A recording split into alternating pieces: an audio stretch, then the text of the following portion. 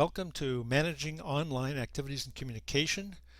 This is an online webinar as part of our Teaching Online for Beginners MOOCOW. Glad you're with us today on November 1st. I'm Steve Gilbert, President of the TLT Group, and we decided to use Screencast-O-Matic again to demonstrate how easy it is to make a little video as a way to introduce part of an online session. You probably know every time we do an online session we try to include at least some insights. Today we're going to do that by asking you to participate in a fundamental questions activity a little later. We also try to include some small steps, usually what we call low threshold applications or activities. And again, today we're going to ask our panelists and our participants to exchange their own favorite low threshold apps and activities. But right now I want to talk a little bit about what we call the bleeding edge.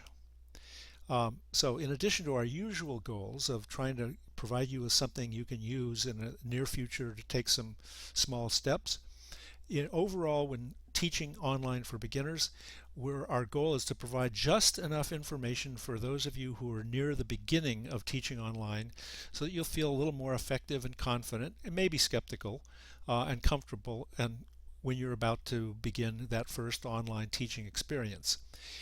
As a way of doing that, we're focusing on helping you understand some things about social presence and building community, and in a very practical way we think the easiest way to do that is to guide you to develop a first kind of very simple online video that it would either be a self-introduction or a course introduction. And why? So this bleeding edge idea is the persona in online courses. Most of you have been successfully teaching in face-to-face or mostly face-to-face environments for years, maybe many years, and now you're going to make a change, and the methods by which you've been able to communicate who you are and what your students or learners and colleagues think about who you are might not work the same way.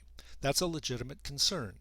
So we're trying to focus a little bit on helping you identify ways to develop and communicate a persona online. Whether that's exactly the same as the one you've developed in your face-to-face work over years or not is up for you to decide. Second closely related notion is what kind of community do you want established or supported in your online courses. And we're hoping that as you think of the kinds of interactions, engagement, commitments, and especially interdependence among participants in your traditional courses, what aspects of those things have been really important to you? What aspects do you think have really made a significant positive difference, and what things have caused you some worries in those situations? Now, of those, which of them would you really like to carry over to online environments, online courses? Which are you worried about not being able to, and what kinds of new options might be available to you online that you could develop some of these notions of community even more effectively? That's what we're hoping to help you address in part in this session today. So a little bit later we're going to ask you to participate in these fundamental questions, and which I'll explain later, and when we do we'll ask you to think about your notions of social presence in online courses and building community in online courses. So today in a few minutes we'll start out focusing on those fundamental questions, asking you to respond. We'll then go to our panel, a wonderful group of people, each of whom has an interesting and important, successful experience teaching online in a variety of ways. We'll ask them to respond to your comments about the fundamental questions and to tell us a little about who they are.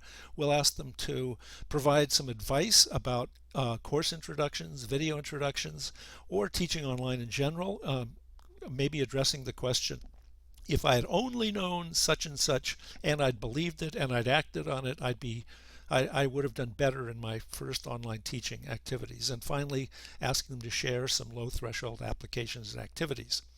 Then we'll switch over to talking about planning ahead for our online MOOCOW, and then switch into closing. Those of you who are able to stay with us a little longer, join us for afterthoughts when we'll continue the substantive discussion and invite you to participate more vocally if you haven't already done so. Thanks for your attention.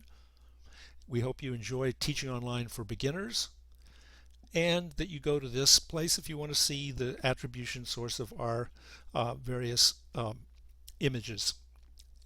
Thanks a lot. Talk to you later.